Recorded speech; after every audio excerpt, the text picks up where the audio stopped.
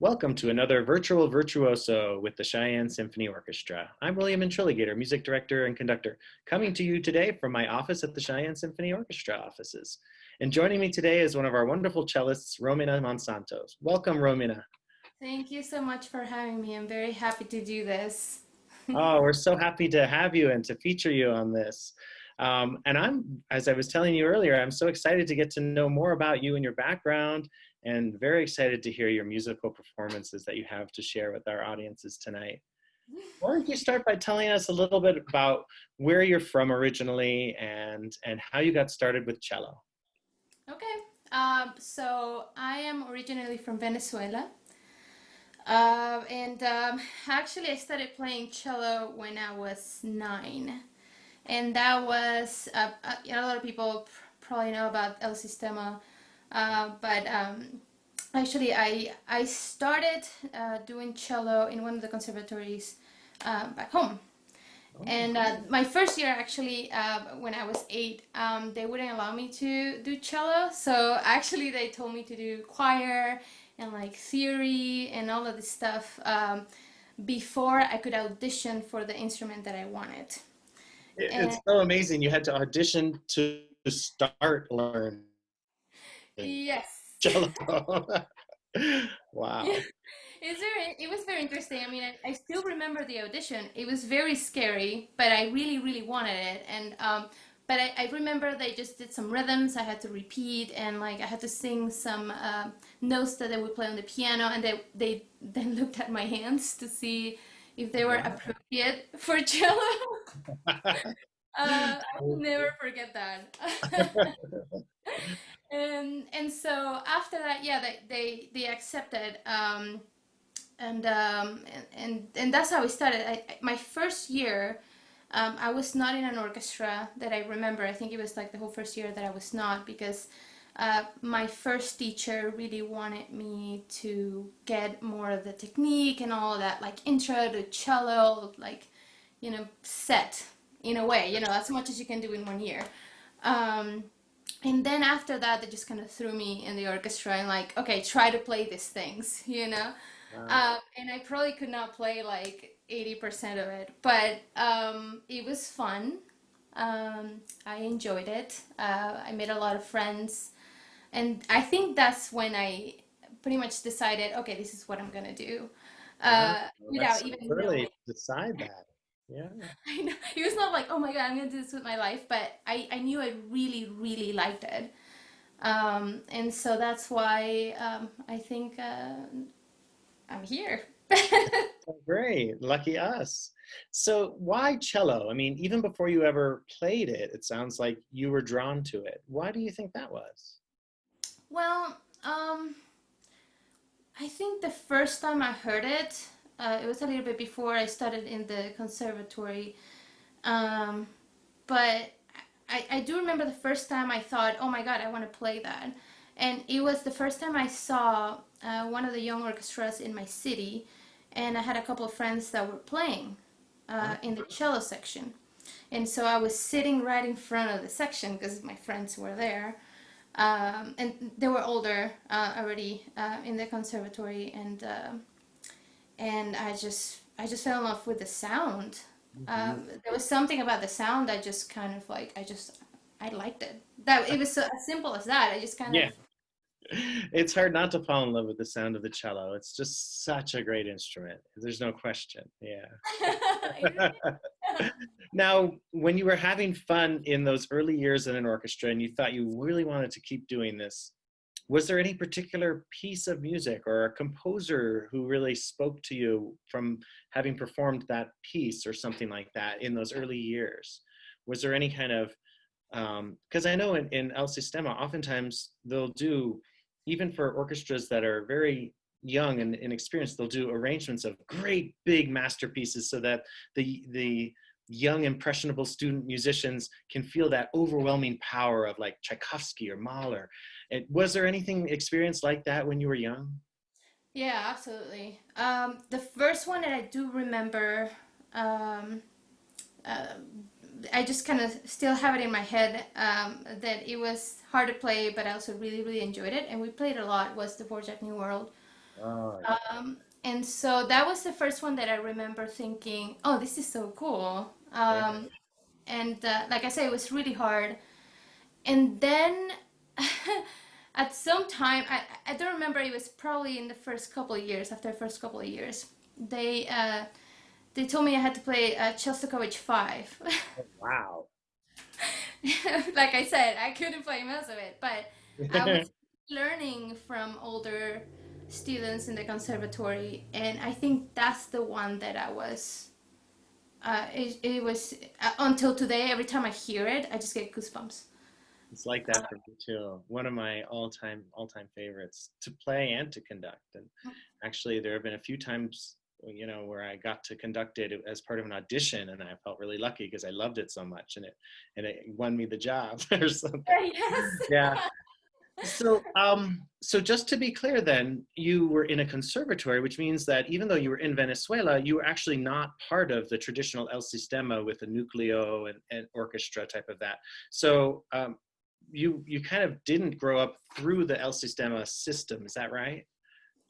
Well, so when I was just starting, I do remember it was not the conservatory where I was at that moment. It was not like, oh, this is El Sistema, but it really like as a name kind of thing. It just kind of started after, I believe, but it was the same thing in terms of like they give you an instrument, they throw you in an orchestra, and you play, and that's how you grow Yeah. uh, within the orchestra. Plus, of course, your lessons and stuff. Super important. But so it was pretty much the same. I do remember at some point the Simon Bolivar, which is the one that a lot of people outside of Venezuela really know because of all the tours that they did. I did not play in that orchestra. They did auditions when I was very young, but my mom was a little hesitant because I was too young, and I had to Oh, for travel for it. sure. Yeah. Yeah, so that's one of the main reasons at the beginning why I was not part of it. Mhm. And then later on, I started doing more chamber music. It's a long story. Oh, this is great. And doing other things. And so I was, kind of part of, at the beginning of, my cello career, studies, whatever. It was a lot of orchestra, then it was chamber music and other stuff, and then a lot of orchestra, and then right now it's kind of like a mix of everything. Wonderful. Yeah, it has been a very important part of my career and my studies. Definitely. Yeah. Yeah. So then fast forward and tell us, how did you come to the United States and where do you live now and what are you doing now?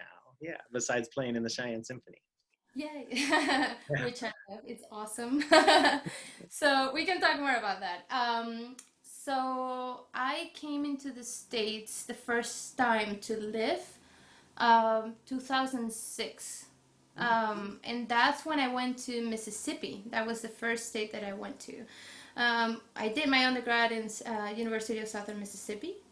And the reason why I got there is there was a violin player that was doing his doctoral degree who used to be the teacher of my sister's teacher. Oh, And so that's how I knew about the university, and I had so much fun. We played with so many people. I mean, a lot of people ask me why Mississippi, right? But actually, I had an incredible time there. We played with Rene Fleming. We played with, I remember being there, Isaac Perlman, Francois Rabat. Like we had a lot of very good opportunities being an undergrad. yeah. And so that was very nice. And so after that, I did my master's in Baylor University Oh, uh, good. in Texas. Yes, and I want to say those 2 years were my intonation years. The You moment when just I worked and worked on your intonation? Really? so much like it's most what I did mostly was that, and that's when I started doing a little bit more new music, Oh, and that's when I started getting interested in that.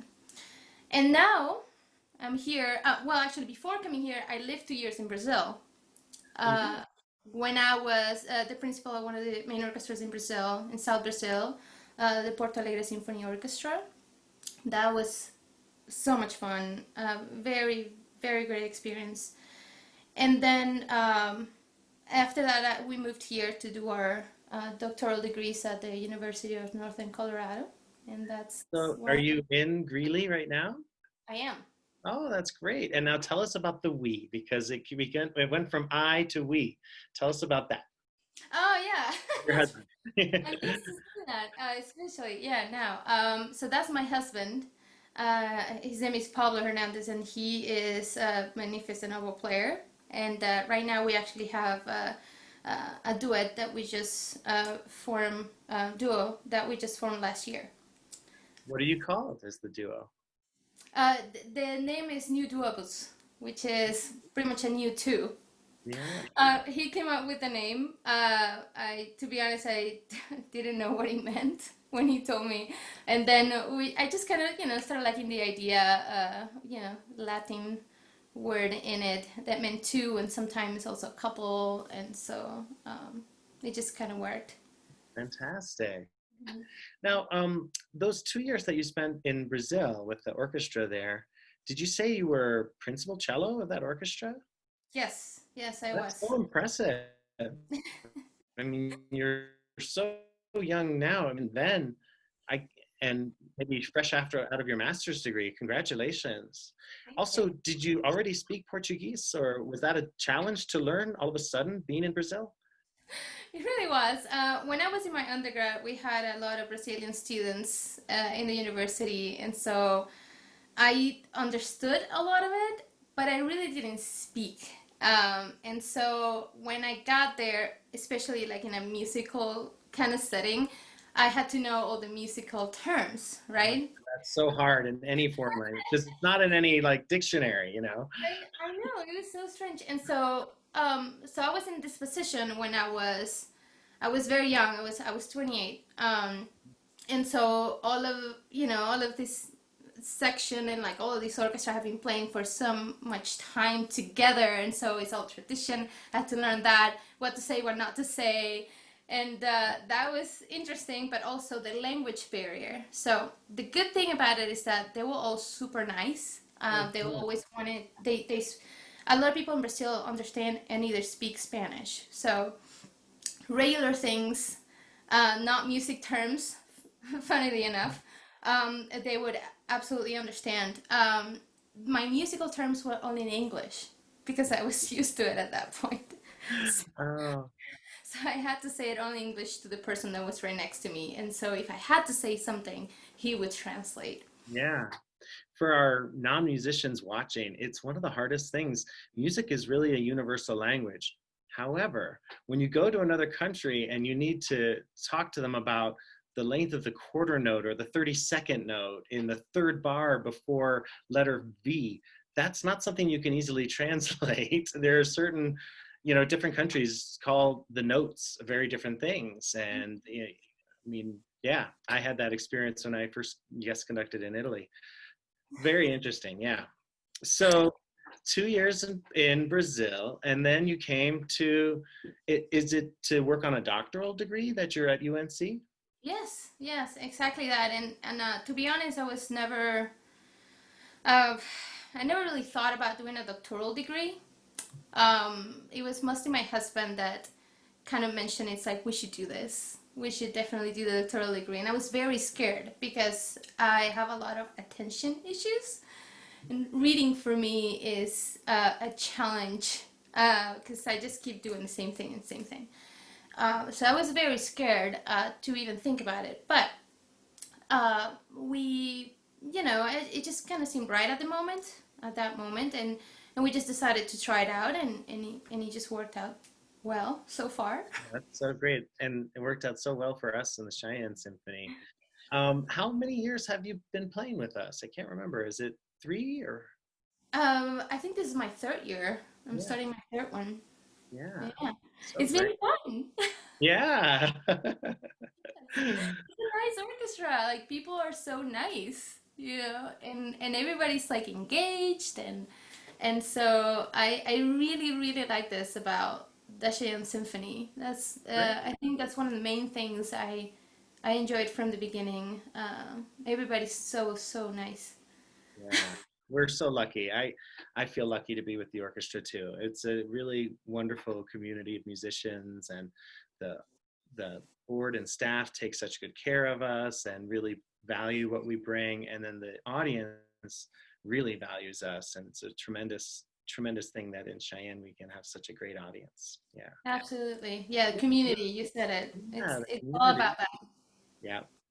So, how are you enjoying the Front Range? Or have you like learned skiing or done anything unusual lifestyle wise, living in Colorado and performing in Colorado and Wyoming? And, Yeah, it's quite different from anywhere I've lived. The mountains been very close. That's quite different to me. But um, I don't ski. It kind of freaks me out. It scares me a little. But I enjoy see people skiing. Yeah, I don't know. The snow, I was a little hesitant because the only place where I live with a lot of snow was Cincinnati. And I say a lot of snow. And when I was there, something happened. I don't know. Apparently, that's what people keep telling me. But I actually enjoy it here, the snow, and hiking. I really do like hiking. I wish I do it more. yeah, Um, I love, you know, how everything looks. It's just such a beautiful place, you it know. is. Yeah, Um, and Wyoming, I don't know as much more than Cheyenne, and going from here to there. I wish I knew a little bit more because I've heard great things about. I don't know, like Laramie. I've heard very good things about Laramie. So hopefully one day I'll get to go there. But I am a very fan of large spaces ooh, yeah. um, I can and imagine. nature. Yeah.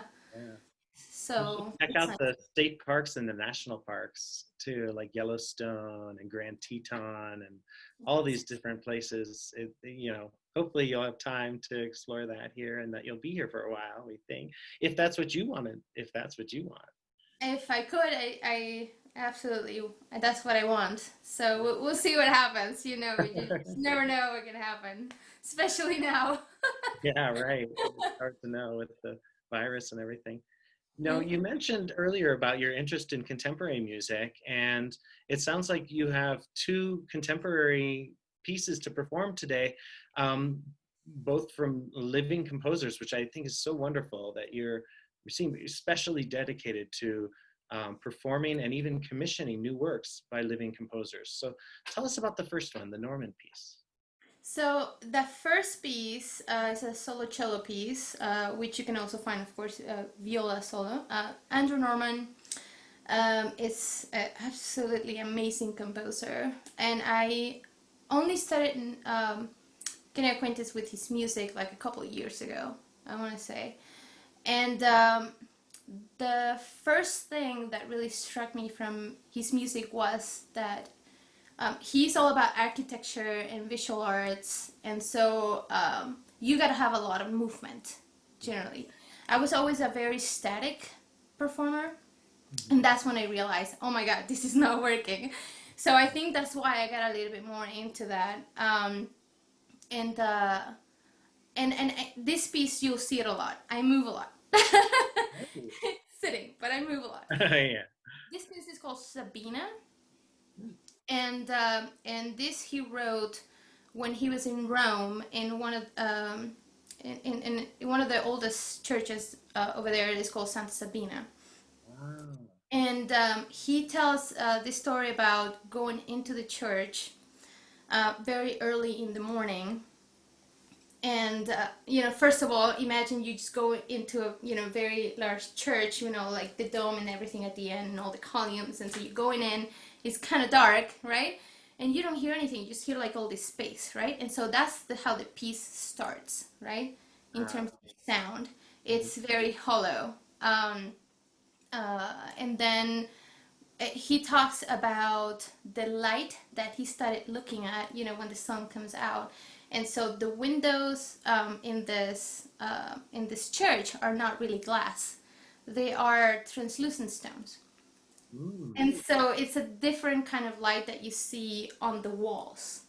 It's just I don't know, it's just different. So all the patterns that it makes on the walls are quite different. And so while this happens, you see more and more sound. Let's say more and more pitches, but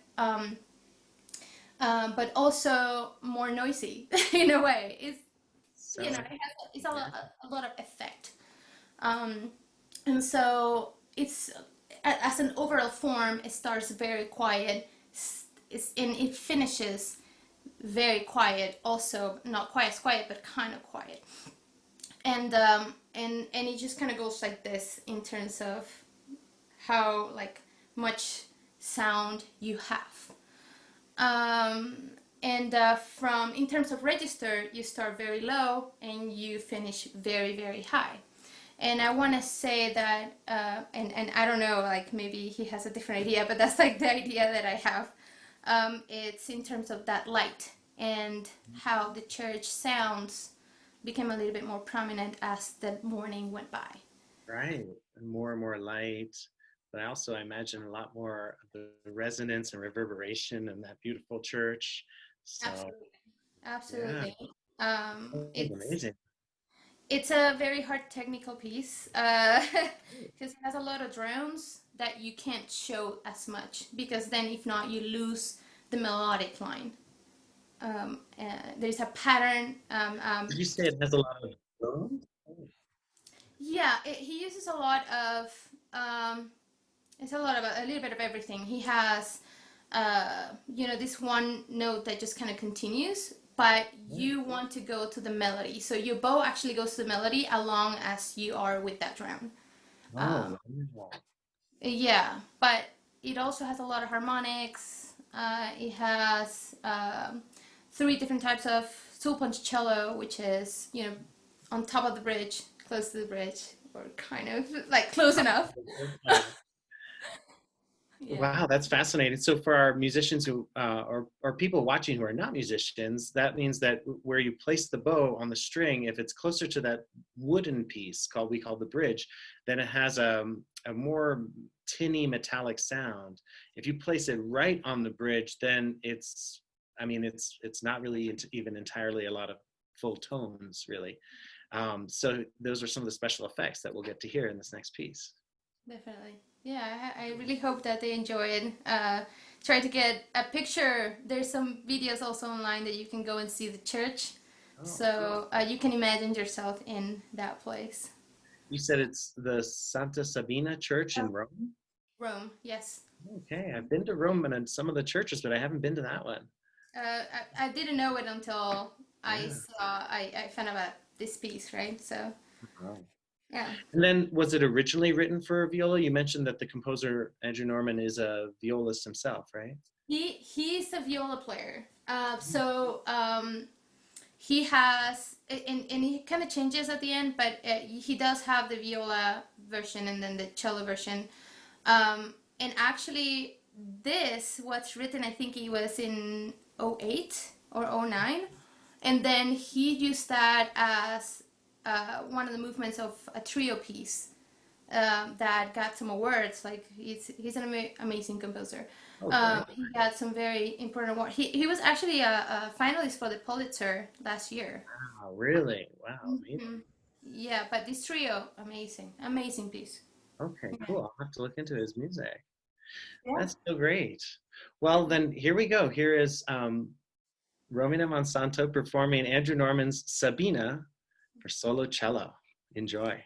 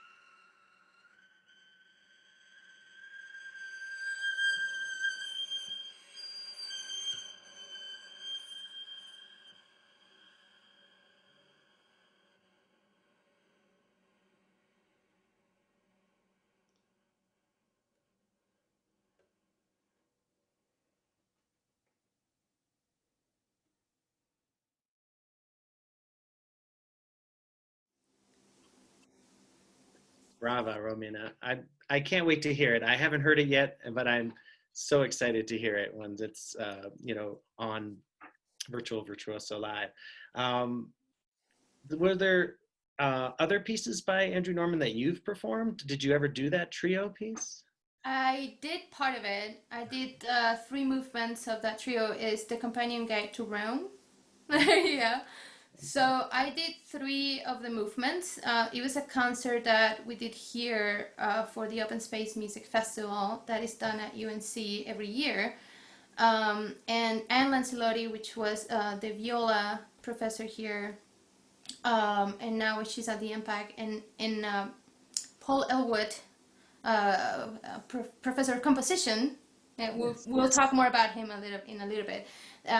They actually that year they were both working together to put this festival together, and so we had three different groups, three different trios, right, with students and faculty, and so we all did either three or two movements, and that was very interesting because we played with space also in the room, so that was pretty cool. fantastic. Wow. Yeah. Mm. So then, with your duo with your husband, the two of you, there isn't a lot of oboe cello duo music out there yet, although it's such a great combination. I mean, the oboe is, I'm biased because I'm an oboist too, but it's such a beautiful instrument. And then coupled with a cello, such a beautiful instrument. You've got the treble and the bass. You've got lots of wonderful expressive possibilities there. And so you mentioned that your duo, you have commissioned a lot of new pieces for that combination of instruments. Tell us about that. Yeah, so actually, one of the pieces that we're going to present today, it's the last movement, or last two movements, I guess, from a piece that was commissioned from Paul Elwood, which is the professor of composition here at UNC. Dear friend, very good composer. Like, I really enjoy his music. I've played a lot of his music here. And so this composition was commissioned, and it's interesting because it's called Six Questions and an Added Seventh. So it's seven movements. Oh my goodness! Wow. Each of those have a question, right? And the last one is a question that you ask yourself, Oh, according to what you've heard. So it has a lot of. He wrote this when he was in Spain, right? So a lot of the things that he had in mind was a lot of rhythms that he was hearing over there, and also trying to think about a little bit about backgrounds. So rhythm wise, it has a lot of tricky things. Um, and so that was the first challenge, I think. And then the second challenge, I think, was the articulations between both of us. Like oboe is just kind of like, like right Right. on, right? And even if like, they tape nicely at the end and they have all these dynamics, it's great. But um, oboe and a string instrument like cello, articulation was so hard, and dynamics Right. completely. You just have to think about it. It, Yeah, I understand that. Yeah. yeah. Fascinating, fascinating. So, were the questions for the first six movements articulated in the titles of the movements or in the score in any way? Yeah, they are right at the beginning of each movement. Hmm. So, They're interesting questions. Like one of them is, "Where's Waldo?" So okay, cool. that's great. And then, like I said, the last one, which is the one we're gonna perform, that's the added seven, which is you place the question. The Oh. listener does. So if you do this, I know you're a little bit on the fence about whether you should just do the seventh movement or the sixth and the seventh because they kind of go into each other. What is the sixth movement? Do you remember the title of that one? Yeah. The question, I mean? That one was funny when I read it the first time. Okay, so in Spanish, he wrote it in Spanish. It's called "¿Quién es el más macho?" Which is who is the more macho, Who is right? the macho? And so the first time I read it, I was like, "What were you thinking?" But I think he was trying, like what he said, he was kind of like, okay, so that is kind of like a question when you think in it sometimes in like, power roles and gender roles and all this stuff, In and so you relationship, see a yeah, lot of clashing in yeah. that movement and a lot of anxiety. Will we hear if you perform that movement, ¿Quién es el más macho? Will we hear the oboe and the cello kind of trying to outdo each other in their macho-ness separately? Yeah. Absolutely, yeah, Ah, especially in terms of how many notes and how many crazy rhythms like clash between each oh, other. I can't wait to hear it. That sounds amazing. It's a cool piece. It's very Yeah. good. It was the first commission piece that we did. We have now about five that we're probably gonna record in an album. So yeah, Fantastic. yeah. Wow. I think it's wonderful that you're helping living composers by giving them this opportunity to write for you and to have performances and recordings of these pieces. It's just continuing to move the art forward. I think it's so important to do that. And I think it's so special that you found this niche that hasn't been explored before, the oboe cello duo repertoire, and that you and your husband can explore that and help create new art for that duo combination and spend that lovely time together. It's so exciting. I can't wait to hear this. So this is Paul Elwood's um, six questions and a seventh, but we're only going to hear probably movements six and seven. Did I get it right? Yes, that's good. Okay. Oh, and also, Romina, tell us the name of your husband. Pablo Hernandez. Maybe we should know a little bit more about him before we go into it, actually. Do you want Oh to tell yeah, us a little bit about him and his background? absolutely. So he's from Brazil, from South Brazil, from Porto Alegre, which was the place that we were at those 2 years. Yeah. And we actually met in Mississippi. We met his first year, which was '07 to 2007, and then we've been pretty much together since then. And he is a pretty incredible oboe player. I don't know as much about oboe. I don't play the oboe, but I'm very curious. So I asked him a lot about, reeds and sounds and all this stuff, right? And so when he got here, he had like this one, like European sound, Mhm. right? Yeah. That is, like these different textures and like a lot of vibrato, and like the oboe is like, standing up like kind of like, straight to you almost, right? And he had to completely change that when he got here, right? Because it's a completely different technique and completely Sure. different sound. Yeah. Right. And so right now he's more like a hybrid. Apparently he has a little bit of both worlds, so that's Oh, I what you. like that. Yeah. It's he's incredible. He's great. I'm sure. You know, many people may not realize, but there is quite a tradition of outstanding oboists coming out of Brazil. There have been some of the most world-class players are coming, or, you know, from Brazil. There's some very famous ones, and I don't know what it is. Yeah, I Um, was when I spent a year in Germany after college. I was close friends with an oboist from Brazil named Washington Barella, yeah, and yeah, yeah, so Washington and I became friends, and of course, I believe isn't Alex Klein the from the Chicago Symphony? He's from yeah. Brazil, of course, too. Yes. Yeah. Yeah. I think So from I think it was from South Brazil too. I need to ask him that, but I know that he's met him maybe once or twice only.